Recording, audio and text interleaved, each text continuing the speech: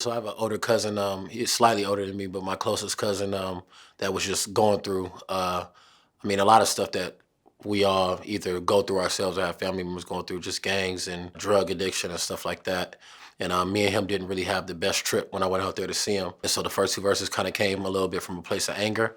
And then maybe 2 weeks after that, he almost lost his life. And so that's why the third verse sounds a little bit more regretful if he did lose his life.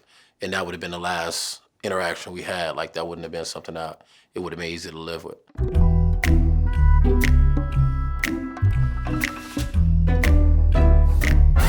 I was just looking for soulful records, anything that sounded like something that you would play on like a Sunday morning, listening to something that was a free fulfilling song or a free fulfilling instrumental, but maybe had pain and hope inside of it as far as the lyrics go. A lot of niggas pray for whips while hoping to get their cheddar raised. I'm just praying for better days. It's like at that time in my life, I was just really just hoping that things would get better. My cousin live a better life, my family live a better life. Like it was just simple for me. But I saw all my friends and stuff looking for more than that, jewelry, money, whatever the case may be. They hit the block with Glocks and let Beretta spray. Damn, I'm just praying for better days instead of trying to figure out the way to get it the right way. The first thing that people run to is robbing somebody or scamming somebody or selling drugs. My older cousin been dabbling in cocaine sniffing. Love him to death, but feeling like I can't hang with him. Went to Atlanta to hopefully get some change with him. Woke up the next morning, a nigga chain missing nowhere. Like I woke up in the morning and my chain was missing, you know what I mean? And having to accept that, like that chain is gone and not hold that grudge against him because it's family and family is forever. Pray for his safety, but hardly miss him. Shame that when I make it, we can't be Bacardi sipping because the drugs got that nigga living with a foggy vision. It's like that old saying about, on the airplane, you gotta take care of yourself before you take care of somebody else. If you too busy trying to stay with that person, it'll mess around and only drag you down. And that trip, into Atlanta to see him kind of showed me that it wasn't productive. I lost money, lost jewelry, just trying to still be that same person. I'm trying to make a living with mics like Scottie Pippen. Like I'm not even really a huge Pippen fan like that, yeah. I be feeling like he be hating on Mike sometimes. So many friends that I'm starting to lose. Praying my crew don't become a party of two. Progression seem tight, but like gears on a bike. When you switch up, that's when it's hardest to move. Cause niggas clown Drake for being so sentimental. They see the same nigga over every instrumental. Niggas spitting raps by pointing gaps out tinted windows, knowing they ain't never owned a pistol. That was like the stereotypical thing at the time was people calling Drake soft, saying, he makes music for women or whatever the case may be. But it's like he's being true to himself, you know what I mean, whenever he makes a record. So I respect that. My older cousin been dabbling in cocaine sniffing. We should be headed to new Bugatti lane switching. Instead he banging that neighborhood and gang living and blow a nigga brains out if they don't bang with him. This is the same nigga I ate Captain Crunch with. Reminiscing on our younger lifestyle. Like I said, this is my closest cousin. We went to summer camps together. Every summer we would either spend the whole summer at his house or vice versa. And, wake up, video games, cartoons, whatever it may be. And this was my first time seeing him in like 3 years because he moved to Atlanta.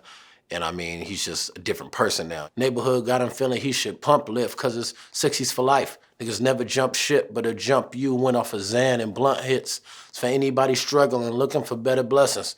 Reminisce to when I was hooping and dropping dimes.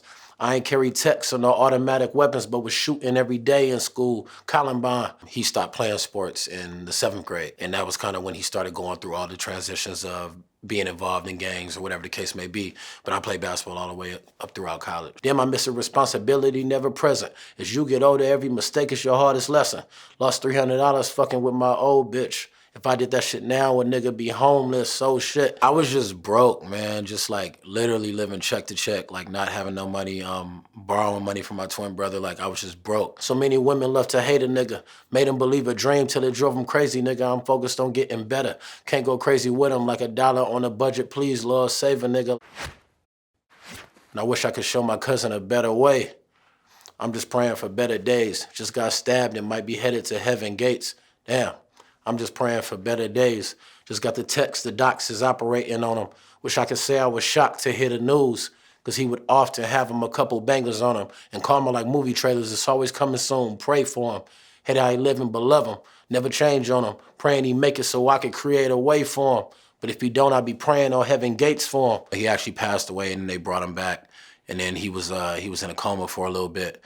And all I could think about, I vividly remember everything that happened that week, is just how I would feel if those were my last thoughts and words directed at, him. Gotta go harder with it. I don't need new Lamborghini and wheel stunting.